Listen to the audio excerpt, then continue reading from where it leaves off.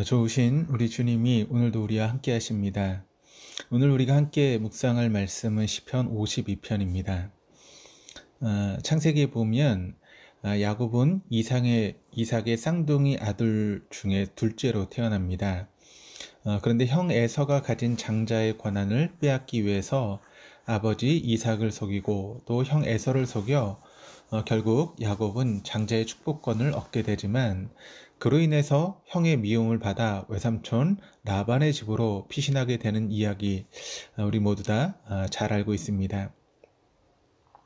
그런 야곱이라고 하는 이름의 뜻은 발 뒤꿈치를 잡은 자라고 하는 그런 의미입니다.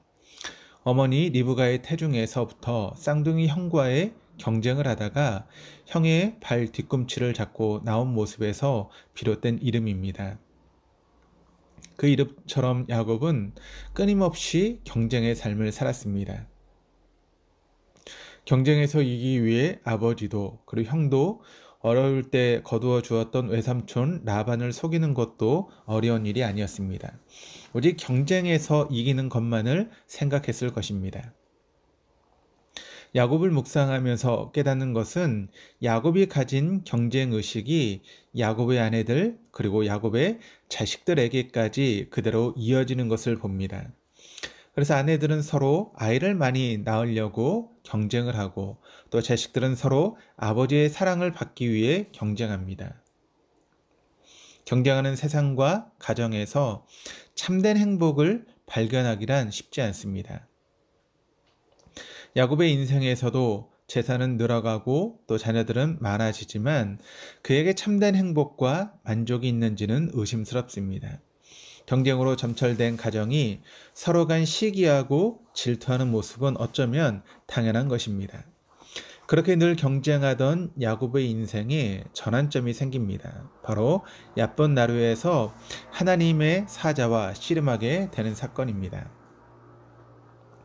야곱은 처자와 재산을 다 떠나보낸 강가에 홀로 남아서도 알지 못하는 사랑과 밤새 씨름을 합니다. 그게 무슨 오기이고 무슨 고집일까요? 결국 환도뼈를 다치고 절뚝거리며 씨름을 끝낸 야곱은 처절한 승리를 얻게 됩니다. 그러나 그 승리가 진정한 승리가 아님을 곧 깨닫게 됩니다. 400명의 군사를 이끌고 오는 형을 만나야 될 상황에 다리를 절게 된 자신의 초라함과 직면하게 되었습니다. 그런 위급한 상황에 도망이라도 가야 하건만 다리를 절게 된 야곱은 도망도 못 가게 될 처지에 놓이게 된 것입니다. 자신이 그토록 쫓아 살아왔던 승리, 그러나 그 승리가 실은 자신의 몰골을 처량하게 만들고 있음을 깨닫게 되는 순간입니다. 그런데 그때 하나님은 야곱의 이름을 바꿔주십니다. 야곱이 새로 얻은 이름 이스라엘, 그 이름의 의미는 하나님과 겨루어 이겼다라고 하는 그런 의미입니다. 자신이 그토록 이기려고 했던 사람이 바로 하나님이셨으며 그 하나님이 야곱을 위해 저주하셨음을 깨닫게 됩니다. 나를 위해 저주시는 하나님을 만나면서 야곱은 저주시는 하나님께 굴복하게 됩니다. 그리고 그 하나님이 형과의 만남에서도 이끌어 주실 하나님이심을 믿게 됩니다. 이제는 자신의 눈에 보이는 승리만이 진정한 승리가 아니라 상대를 높여주고 일부러 져주는 것도 승리가 될 수 있다라고 하는 사실을 바로 야복 강가의 싸움에서 야곱은 깨닫게 됩니다. 창세기 33장에서 야곱의 태도는 확 바뀌어 있습니다. 인간적인 모든 계획들을 내려놓는 야곱이 하나님의 은혜로 형과 화해하게 되는데 여기서 야곱은 형을 이기려는 모습이 아니라 형에게 머리를 숙입니다. 형을 마치 하나님처럼 존중하고 높여주는 모습을 보게 됩니다. 그리고 형과 얼싸안고 기쁨에 제외를 합니다. 이 사건 이후로 야곱은 깨달았습니다. 승리를 위해서 수단과 방법을 가리지 않는 것이 그리고 자신은 물론 그와 연관된 모든 이들에게 상처를 주고 바로 죽이는 일이었으며 그것이 참 승리가 아니었다라고 하는 것을 깨닫게 됩니다. 진정한 승리는 하나님을 만나는 것이며 하나님 앞에서 나의 약함을 발견함이 참 승리임을 깨달았습니다. 이 이야기는 오늘 본문과 연관이 있습니다. 오늘 본문의 시편 52편은 사무엘상 21장 22장에 있는 역사적인 배경을 두고 지어진 시편입니다. 다윗이 사울의 추격을 피해 도망하던 중 놉당의 제사장 아히멜렉에게 피신해서 떡을 먹고 골리앗의 칼을 얻게 되었습니다. 그런데 이 사건을 에돔 사람 도액이 사울에게 고함으로 사울은 도액으로 하여금 놉당의 제사장들을 모조리 죽이라고 명령합니다. 결국 놉당은 제사장들의 피로 물들게 되고 그 소식을 들은 다윗이 지은 시편이 바로 시편 오늘 52편의 시편입니다. 여러분, 우리가 이 말씀을 읽으면서 에돔 사람 도액의 모습에서 하나님을 만나기 전 야곱의 모습을 볼 수 있지 않습니까? 자신의 출세와 인정을 위해서 제사장일지라도 죽일 수 있고 승리하기 위해서는 다른 사람의 목숨을 하찮게 만들 수 있는 승리에 도취된 모습 말입니다. 이 모습이 야복나루에서 하나님의 사자와 씨름하고 있는 야곱이고 지금 도액의 모습이며 그것이 지금 우리의 모습, 아니 나의 모습입니다. 또한 인간적인 재물과 능력을 자신의 존재의 근거로 삼고 이익과 권력을 위해서라면 사회 질서는 물론 하나님이라도 대항하여 싸울 수 있는 이 시대의 모습을 나타내고 있습니다. 다윗은 도액을 포악한 자라고 하는 히브리어로 기포르라고 말합니다. 이 말은 우두머리, 대장, 왕초라는 의미로 조롱하는 데 사용된 표현입니다. 하나님을 주인으로 삼지 않고 자신이 우두머리, 왕초가 되어 어설픈 힘을 휘두르는 자를 기포르라고 불렀습니다. 기포르의 마음에는 악한 계획뿐이며 혀에는 심한 악이 넘치고 나오는 말들은 날카로운 삭도와 같으며 남을 해친다고 합니다. 하나님이 얼마나 두려운지 모르기에 그와 같은 일을 하고 있는 것이고 그와 같은 삶을 살아가는 것입니다. 치열한 경쟁 사회 속에서 승리하기 위해 모두가 스펙을 쌓습니다. 재산을 모읍니다. 더 높은 자리를 차지하기 위해 수단과 방법을 가리지 않습니다.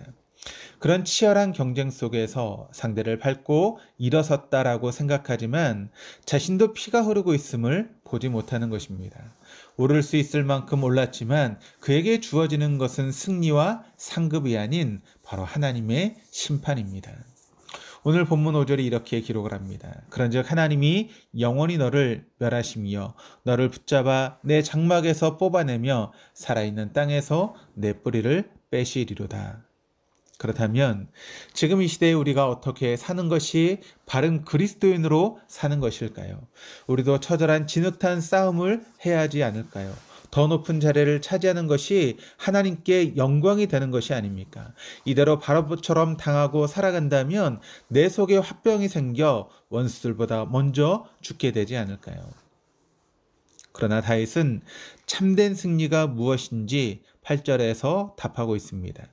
그러나 나는 하나님의 집에 있는 푸른 감람나무 같으며 하나님의 인자하심을 영원히 의지하리로다. 하나님의 집은 성전지대를 가르치는 말입니다. 지금 다윗의 형편이 사울에게 쫓기며 먹을 음식도 넉넉하지 못하고 육체적으로는 매우 공고한 상황입니다. 그래도 하나님의 성전에서 하나님의 임재하심을 늘 느끼고 하나님과 깊은 관계를 유지하여 삶이 성전에서 드려지는 예배처럼 되는 것이야말로 진정한 승리이며 만족임을 고백하고 있습니다. 악한 자는 하나님이 영원히 멸하시지만 하나님을 나의 힘으로 삼는 자는 푸른 감람나무처럼 그 푸르름을 유지할 것임을 고백합니다.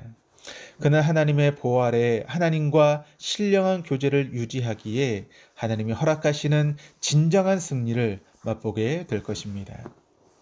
지금 당장 눈에 보이는 것은 없습니다. 원수 같은 도액은 승승장구하고 사울의 총애를 받지만 시편을 기록한 다윗은 여전히 쫓기는 삶을 살아가야 합니다.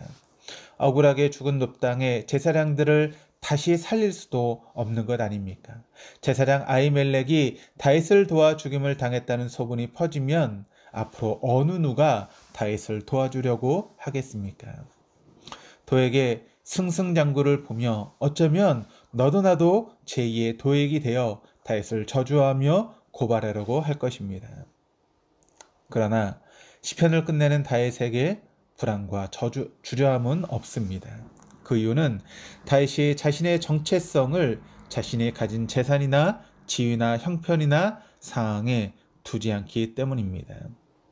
지금 다윗의 손에 아무것도 쥔 것이 없고 앞으로도 전혀 좋아질 기미가 보이지 않아도 흔들리지 않을 수 있었던 이유는 하나님의 인자하심이 영원함을 믿고 알기에 악한 포악자 깁보르가 아닌 하나님의 집에 있는 푸른 감람나무가 될 것을 믿기 때문입니다.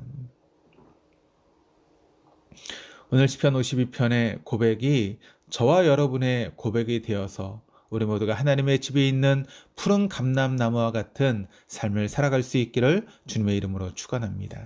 기도하시겠습니다. 사랑의 하나님, 인생의 참 승리가 무엇입니까? 십자가라는 길을 걸을 때 어떤 옷을 입어야 합니까? 세상에서는 더 많이 가져라, 더 많이 채워라, 더 즐기고 더 누리라고 이야기를 합니다. 우리에게는 온통 깁보르와 같은 일들 뿐입니다. 주님이 걸으신 십자가의 길을 생각해 봅니다. 예수님의 옷은 누더기였고 피를 흘리지 않고는 걸을 수 없는 고난의 길이었지만 주님께서 진정 승리하신 분이심을 믿습니다. 우리도 주님처럼 깁보르의 길이 아닌 성전에 심겨진 푸른 감람나무의 삶을 살게 하여 주옵소서. 감사드리며 예수 그리스도 이름으로 기도합니다. 아멘.